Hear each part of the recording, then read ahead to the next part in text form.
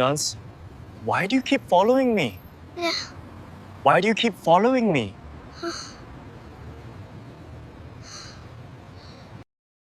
She was 7 years old, barefoot, and standing in the rain.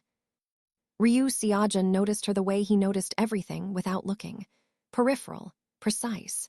His eyes were on the black Mercedes idling across the street, cataloging the plate, the angle of the wheels, the faint orange ember of a cigarette behind the tinted glass. His men hadn't clocked it yet. They rarely did. That was why they worked for him and not the other way around. But the child, she was harder to ignore. She stood at the edge of the alley beside his restaurant, his legitimate one, the kind with Michelin stars and reservation waitlists 3 months long, with her arms wrapped around her own ribs and her chin tilted up like she was trying to keep her face above water. The rain plastered dark hair to her cheeks. She wore a school uniform that had been washed too many times, the hem fraying, the white collar gone gray. No jacket, no umbrella, no adult within 30 meters. She was staring directly at him. Not at the restaurant, not at the black Range Rovers lining the curb, not at the 6 men in tailored suits pretending to be normal pedestrians. At him. Seojun held her gaze for 1 second, 2, then he looked away. "The Mercedes," he said quietly.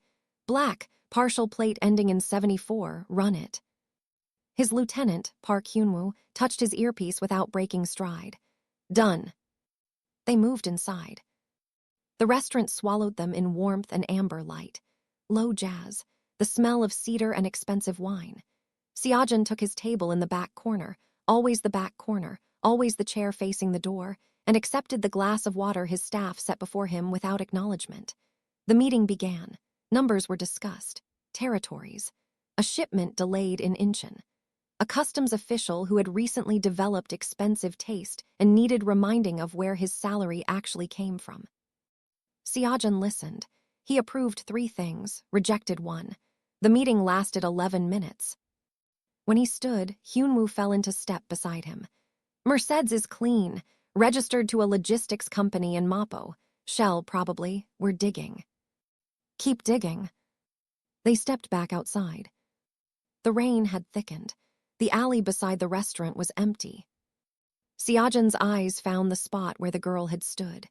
Just a puddle now and a single small footprint at its edge, pressed into a thin film of mud. He looked at it for exactly 1 second. Then he got into the car. He didn't think about her again, not that night. She was there the next morning.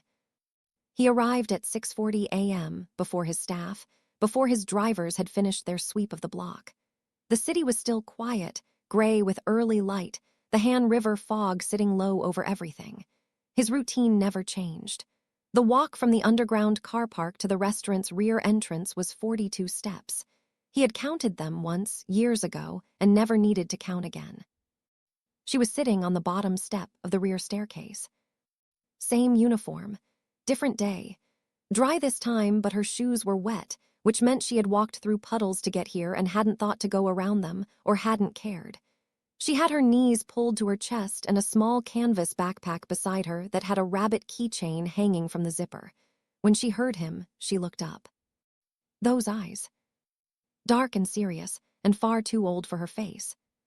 She didn't speak. She didn't run. She just looked at him the way you look at something you've been searching for and finally found, with a relief so enormous it had collapsed into stillness. One of his men stepped forward. "Move along, now." The girl didn't move. Seojun raised one hand. The man stopped. He studied the child for a moment. Catalog, process, conclude.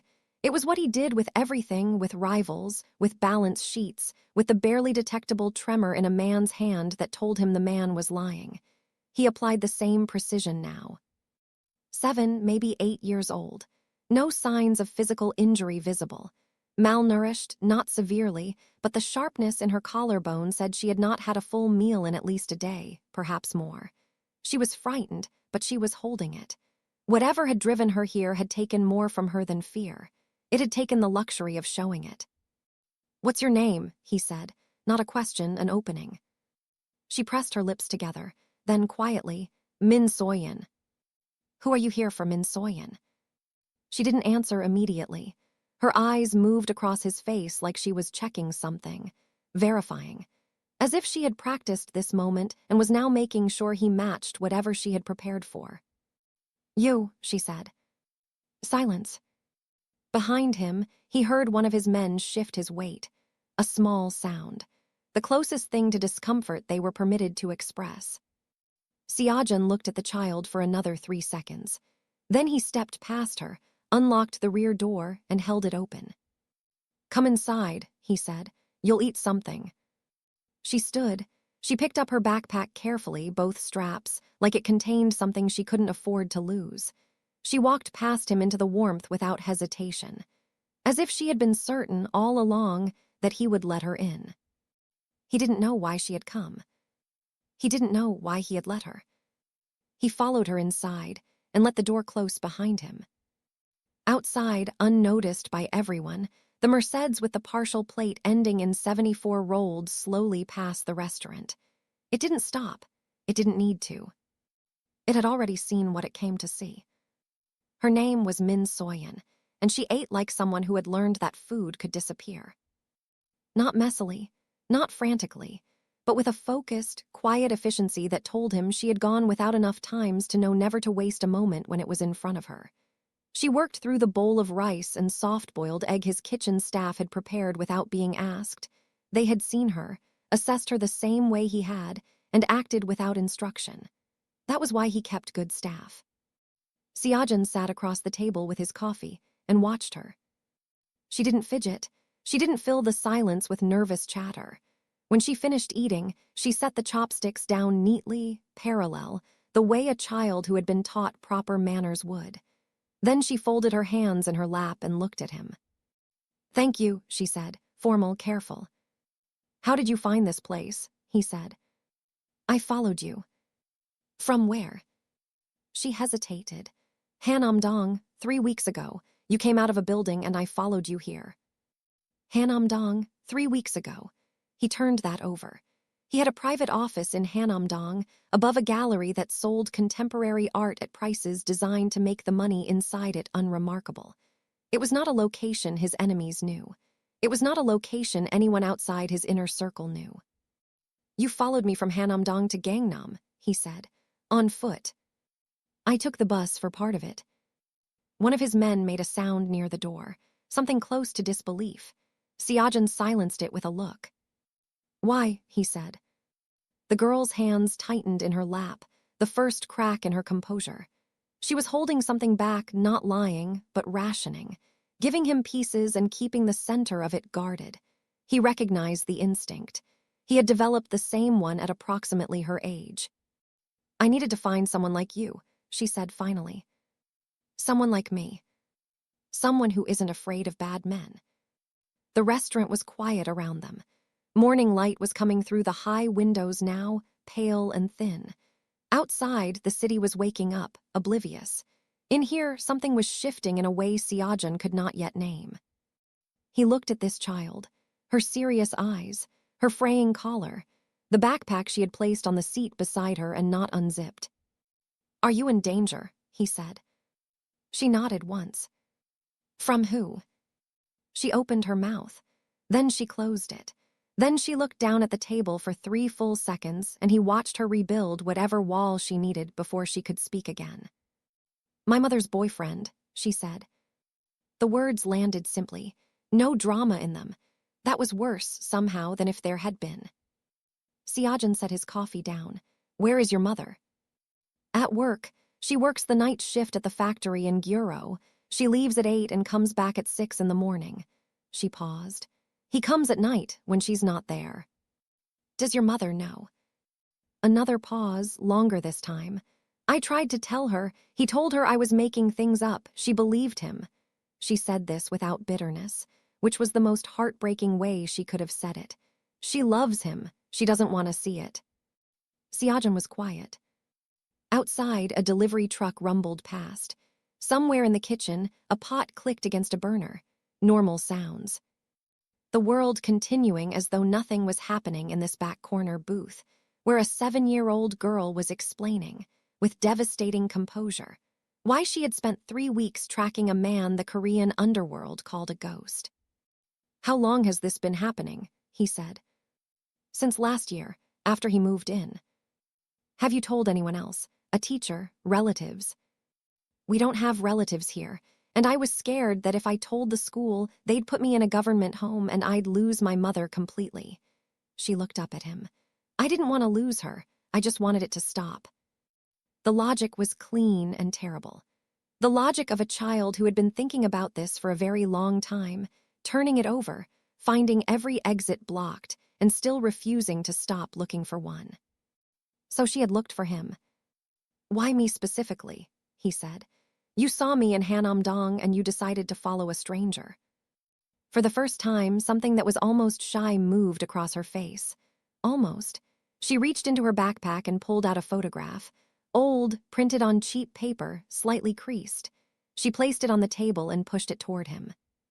He looked at it. It was a news clipping, years old. A story from a local Mapo district paper about a housing complex where 3 families had been threatened with illegal eviction by a loan company using intimidation tactics. The loan company had subsequently ceased to exist. Their offices had been emptied overnight. The men who worked there had never been seen in that district again. The families had stayed in their homes. The article had a photograph, grainy, taken at a distance. A man in a dark coat standing at the edge of the frame, partially turned away, face not fully visible. The reporter had noted the man's presence but not named him because they were smart enough to know better. Seoyun tapped the photograph with one small finger. "My friend's grandmother lives in that building," she said. "She told us what happened. She said a man came and made the bad people go away. She said he wasn't police. She said he was something else." She looked at him steadily. "She said he was the kind of man that bad people are afraid of." Silence. Seojun looked at the photograph, at the partial profile that was, unmistakably, his own. Then he looked at Seoyun. "You're 7 years old," he said. 8, she corrected quietly. "Last month." He made one phone call. He stepped away from the table, walked to the far end of the restaurant near the bar, and spoke for 40 seconds. His voice never rose above a murmur. When he came back, he sat down and looked at Seoyun, who had not moved, had not touched anything, had simply waited with that unnerving stillness of hers. "What is his name?" Seojun said. "Baek Xiaoman." "Address?" She gave it to him, precisely. Building number, unit, floor. She had memorized it the way you memorize something you are afraid of completely, involuntarily, because your body decided it needed to know exactly where the danger lived. Seojun nodded once. He picked up his coffee. It had gone cold. "You'll stay here today," he said. Seoyun blinked. It was the first genuinely childlike thing she had done since she walked through his door. "Here." "My staff will look after you. You won't be bothered." He stood. "Do not leave the building." "What are you going to do?" He looked at her. She held his gaze without flinching, which most grown men in his world could not manage. "Find out if what you've told me is true," he said. Something flickered in her expression. Not offense. She understood the necessity of verification. But beneath that understanding was something rower, the fear of being doubted, of being one of those children the world had decided to disbelieve. "It's true," she said. "I know," he said. "I'm going to prove it." He left her there with his staff, who fed her a second breakfast without being asked, and set her up in the small office near the kitchen with a tablet loaded with children's content. Seojun was told later that she didn't watch any of it. She sat with the tablet in her lap and stared at the wall, thinking whatever thoughts lived inside a child who had been carrying something this heavy for this long. Baek Chialman was 34 years old, employed part-time at a printing company in Guro, and behind on 4 months of rent. He had 2 prior arrests, one for assault, charges dropped, and one for public intoxication. He had moved in with Min Jaya, Soyun's mother, 9 months ago. He had no children of his own. Seojun's people assembled this in 40 minutes. He read it in his car. Then he looked out the window at the gray morning street and said nothing for a long time. "Boss," Hyunwoo in the passenger seat kept his voice neutral. How do you want to handle it? Quietly, Seojun said. Just confirmation first. Confirmation first. Two of his men went to the building in gyro dressed in the kind of ordinary clothes that made people's eyes slide right past them. They spoke to a neighbor on the second floor, an elderly woman who had lived there 11 years and noticed everything, the way elderly women in small buildings always do. She needed very little encouragement to speak. She had been wanting to speak to someone for months. She had heard things, she said, at night when the factory woman was at work, a child crying, a man's voice, footsteps that didn't make sense. She had knocked on the door once and Baek Cheolman had opened it with a smile that hadn't reached his eyes and told her everything was fine.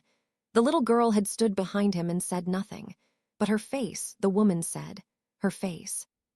She pressed her hand flat against her own chest when she said it, as if the memory sat there. Seojun received the report by phone while sitting in his car outside his Hanamdong office. He listened without expression. When the call ended, he sat in the silence for a moment, his hand resting on his knee, completely still. Then he said, "Find out his schedule, where he goes, when the mother is at work and he's alone in that apartment." Hyun-woo nodded. He didn't ask for clarification on what would happen after that. Seojun returned to the restaurant at noon. Soyeon was still in the small office. Someone had brought her lunch, doenjang jjigae and rice, and she had eaten it. The tablet was closed. She was sitting cross-legged on the chair with her backpack in her lap, both arms around it, waiting. When he walked in, she looked up immediately. He pulled a chair close and sat across from her, not behind a table, no barrier. "I spoke to people," he said, "people who live in your building." She watched him. "I believe you," he said. Something happened to her face. It was small, a shift, a softening around the eyes, the faintest tremor at the corner of her mouth that she controlled almost instantly. But he saw it, the terrible relief of being believed, the way it moved through her like something she hadn't let herself feel until this exact moment. She pressed her lips together hard, lifted her chin, held it. "Okay," she said. Her voice came out steadier than it had any right to be. "This is going to be handled," he said. "Do you understand what I mean by that?" She looked at him carefully. She was parsing it, the way intelligent children parse adult language when they have learned that adults say one thing and mean another. She was trying to determine if he meant what she hoped he meant. "He won't come back," she said, not a question. "No. And my mother won't know it was me." He considered her, 8 years old, protecting her mother even now, protecting the relationship, the love, even the love that had failed to protect her. "She won't know it was you," he confirmed. Soyeon exhaled, one breath, long and slow. Then she looked down at her backpack, and her small fingers found the rabbit keychain on the zipper and held it. "There's something else," she said quietly. He waited. She looked up at him. "I haven't told you everything." The restaurant had emptied by mid-afternoon. Staff moved through the main floor with quiet efficiency, resetting tables for the evening service. The sounds were soft, linen, glass, the low percussion of silverware. In the small office near the kitchen, none of it reached them. It was just Seojun and Soyeon and the thing she hadn't said yet. He didn't rush her. He had learned a long time ago that silence was not empty. Silence was where the truth lived, in the space before someone found the words for it. Most people tried to fill that space too quickly. They talked into it, pressed into it, made the person across from them feel that the pause was a problem to be solved. Seojun never did that. He simply waited, the way still water waits, without urgency, without pressure, holding its surface calm regardless of what moved beneath it. Soyeon looked down at the rabbit keychain. Her thumb moved over it slowly. "My mother is sick," she said. He said nothing. "She doesn't know yet, or maybe she does and she's pretending she doesn't." She paused. "She gets tired very fast now. She coughs at night. She's lost weight since the summer." Another pause. "I looked up the signs on the school computer during lunch break." He watched her. "I think it might be serious," she said. "I think she needs to go to a doctor, but she won't go. She says we can't afford it and she says she's fine and she changes the subject." Her voice was careful, measured. She had rehearsed this or something close to it in the same way she had rehearsed everything alone, quietly working through it until she could say it without falling apart. If something happens to her, if she gets worse and she can't work, she stopped, started again. I don't know what happens to me. The room was very quiet. I know you don't know us, she continued. I know I came here and I asked you for something and you didn't have to say yes, and I know what I'm saying now is more. I know it's too much to ask. She looked up at him. But I didn't have anyone else. I've been thinking for 3 weeks since I saw you in Hanamdong. I made a list of every person I could ask, every option I had. Her jaw tightened slightly. The list was very short, and then it was just you. Seojun looked at this child. 8 years old. A list. 3 weeks of thinking. Following a stranger across the city on a bus because she had run every other calculation and come up empty. He thought of the photograph she had pulled from her backpack, the news clipping, the grandmother's story. She hadn't found him by accident. She had researched him the way a person researches a specialist before asking for an appointment. She had gathered evidence that he was the right kind of dangerous, the kind with a purpose. He thought, briefly, of another child, another apartment, another adult who should have been protection and was instead the source of the danger. He did not let himself think about it for long. He never did. But he let himself think about it long enough to feel the weight of what Seoyun was carrying and to understand that the weight was not unfamiliar. Tell me about your mother, he said. Something shifted in Seoyun's face. Surprise, maybe. She had been braced for a different response, for the gentle refusal, the careful explanation of limits and appropriate channels and social services numbers. Not this. She works very hard, Seoyun said. The careful composure softened slightly, the way it does when someone speaks about a person they love. She used to sing when she cooked. She can't do that as much now because she gets too tired, but she used to. She knows all the old songs, the ones her grandmother taught her. She paused. She's a good mother. She couldn't see what was happening because she needed it not to be happening. A beat. I understand that. I'm not angry at her. The grace in that sentence, the extraordinary grace of it, from an 8-year-old who had every reason to be furious. Seojun said, "What's her name?" Min Jaya. Where does she work? D1 Textile, the factory in Gyuro, Line 3 supervisor. A ghost of something that wasn't quite pride moved across Soyun's face. She got promoted last year, before she started getting tired. He nodded slowly. He was building the picture. Not just the immediate problem, Baekjeolman, but the larger architecture of this situation. The mother. The illness that hadn't been named yet. The child navigating all of it alone. You'll go back tonight, he said. As if nothing has changed. Can you do that? She nodded immediately. Yes, she could do that. She had been doing that for a year. I'm going to have your mother seen by a doctor, he said. It won't be connected to you. Someone will reach out to her through the factory, a health screening, routine, all employees. She won't question it. Seoyun stared at him. And the other matter will be resolved before the week is out. He said it the same way he said everything, quietly, without decoration, as a statement of fact rather than a promise. He didn't make promises. He made decisions. The distinction was significant. Seoyun was still staring.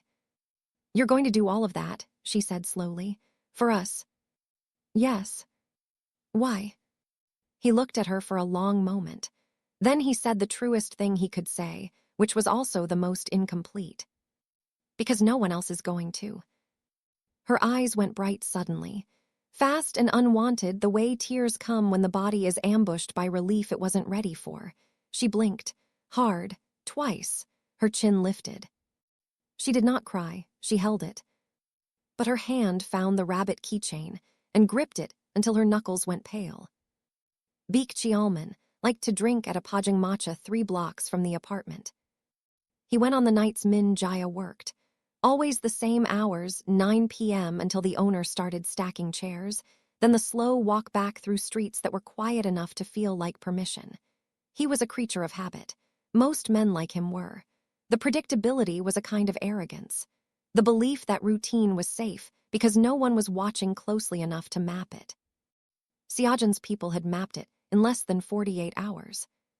He reviewed the report on Wednesday evening in his Hanamdong office. A single page. Clean. Efficient. Everything he needed to know about Baek Cheolman's movements, his habits, his associations.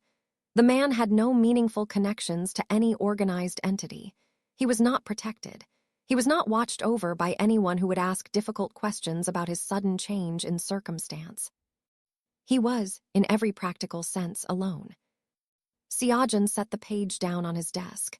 He looked out the window at the Han River, gray and wide in the evening light. Then he looked at Hyunwoo. "Thursday," he said. Hyunwoo nodded. "Clean." "Completely." Thursday came cold and clear. Min Jaya left for her shift at 8 p.m. Soyeon heard the door close, heard her mother's footsteps in the corridor, heard the elevator. She sat on the floor of her room with her back against the bed and her knees drawn up, and she waited. She had learned to measure time by sound in this apartment. The drip of the kitchen faucet, the hum of the refrigerator, the specific creak of the third floorboard near the front door. At 9:15, she heard the front door open. Baek Cheolman came in smelling of soju and cold air. She heard him move through the kitchen, heard the refrigerator open, heard him settle onto the sofa, the television coming on low. She sat very still. Her phone screen lit up, a message from an unknown number. "Stay in your room, door locked, do not come out until morning." That was all. She stared at the message for a long moment. Then she got up, quietly, and turned the lock on her bedroom door. She sat back down against the bed. She pulled her knees to her chest and wrapped her arms around them and held the rabbit keychain in her fist. She waited. It happened without chaos. That was always how Seojun preferred it. Two men entered the building at 9:40 p.m. They took the stairwell. They moved without sound through corridors that a well-timed power interruption had left dim, not dark enough to cause alarm to residents, just dark enough to be useful. They stood outside the apartment door for 4 seconds. Then they knocked. Baek Cheolman opened the door with the particular irritation of a man who had not been expecting company and resented the interruption. He had time to register that the two men in the corridor did not belong to any context he recognized, that they were calm in a way that was not reassuring, that neither of them was holding anything visible, which somehow made it worse. Then one of them spoke, quietly, precisely. He explained in simple language what was known, what had been witnessed, what had been documented. He explained the specific consequences that would follow any future contact with Min Jaya, with Soyeon, with the apartment, with the building, with any block within a defined radius. He explained what the word asterisk consequence meant when used by people like the man who had sent them. Baek Cheolman's face moved through several expressions in rapid succession. Defiance first, the automatic response of a man who had never been genuinely confronted. Then confusion as he tried to locate the angle, the bluff, the weakness he could push against. Then the slow, cold understanding that there was no angle, no bluff, no weakness. The second man placed a plain envelope on the narrow console table just inside the door. Inside, it was a lease agreement for a single-room residence in Uijeongbu, already arranged, already paid for 3 months, and a single photograph of Baek Cheolman taken from a distance at the Pajangmacha. Smiling at something, completely unaware. The message of the photograph was not spoken aloud. It didn't need to be. "You'll be out of this apartment by Friday noon," the first man said. "Everything you brought with you, nothing that belongs to the household. A van will come at 10 a.m. to assist." Then they left. The corridor was quiet again, within 30 seconds. Soyeon didn't sleep. She sat against her bed through the night and listened to the sounds of the apartment. At some point late, she heard Baek Cheolman moving through rooms, the drag of something heavy, drawers opening and closing. Then, eventually, quiet. When her mother came home at 6:15 a.m., Soyeon heard the key in the lock, heard her mother's familiar footsteps, heard her pause somewhere in the apartment. The silence of someone noticing an absence. Something shifted, something changed. Then her mother knocked gently on her bedroom door. "Soyeon, are you awake?" She unlocked the door, opened it. Her mother stood in the early morning light looking tired and confused and younger than she did on most days, like the confusion had stripped something away. Cheolman's things are, she stopped. Did something happen? Soyeon looked at her mother's face, the shadows under her eyes, the sharpness in her collarbone that hadn't been there a year ago. The cough she pressed her fist against almost immediately, trying to muffle it. I don't know, Soyeon said carefully. Maybe he left. Her mother looked at her for a long moment. Then she opened her arms. Soyeon stepped into them without hesitation and pressed her face against her mother's shoulder and finally, let herself breathe. Above her mother's shoulder, her eyes were dry. But only just. 3 weeks after Baek Cheolman disappeared from their lives, Min Jaya received a letter. It came on official letterhead from D1 Textile's Corporate Wellness Division. A mandatory health screening program, it said.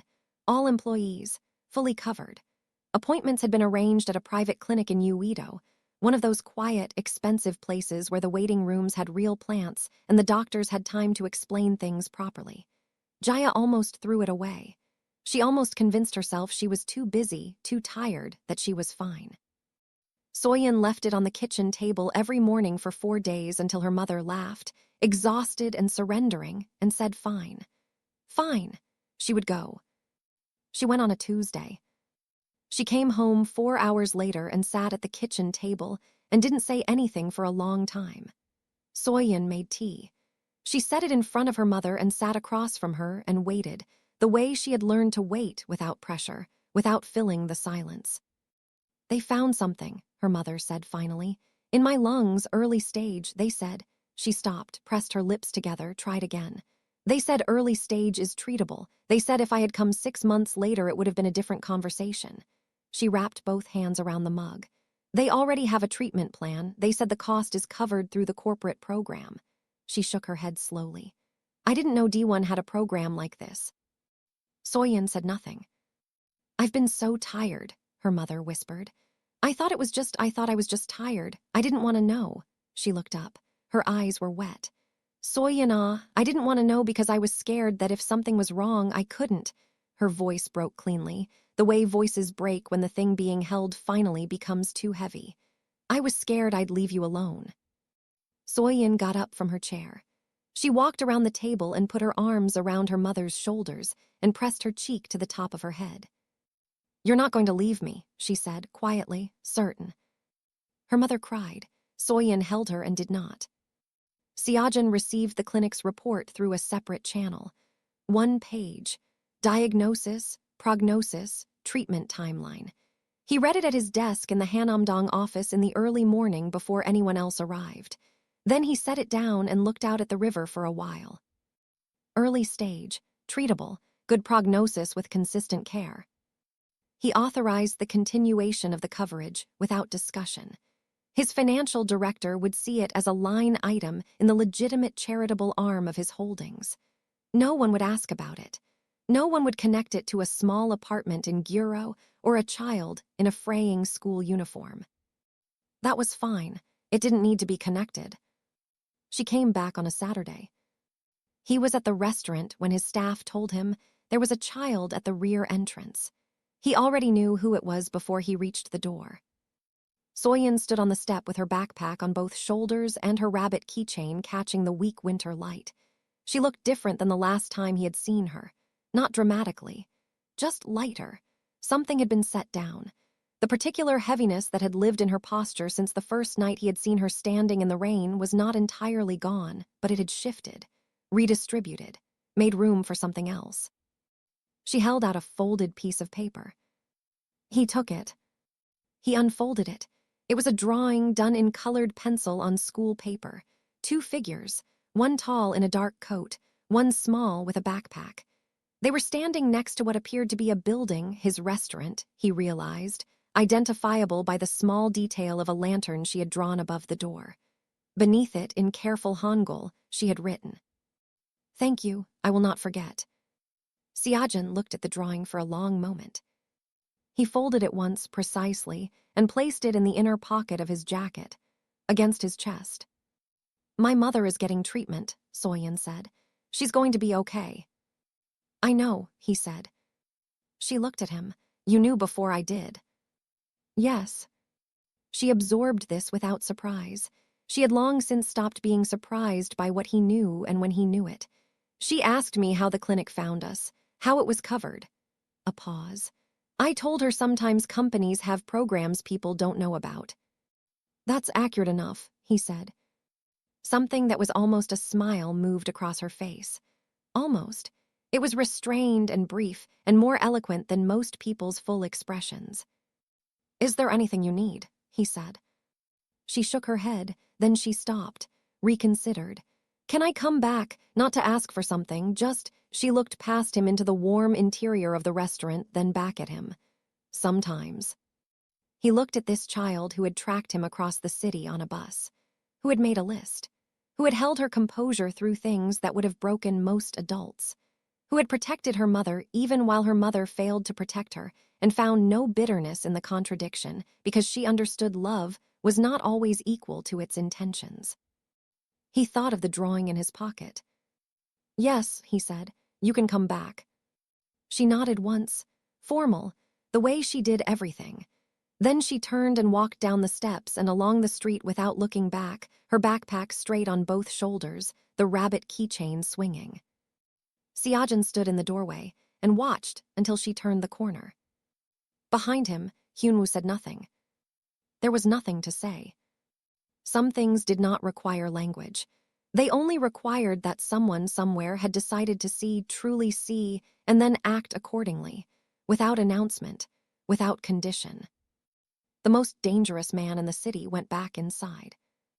And for the first time in a very long time, the word that sat quietly in his chest was not power.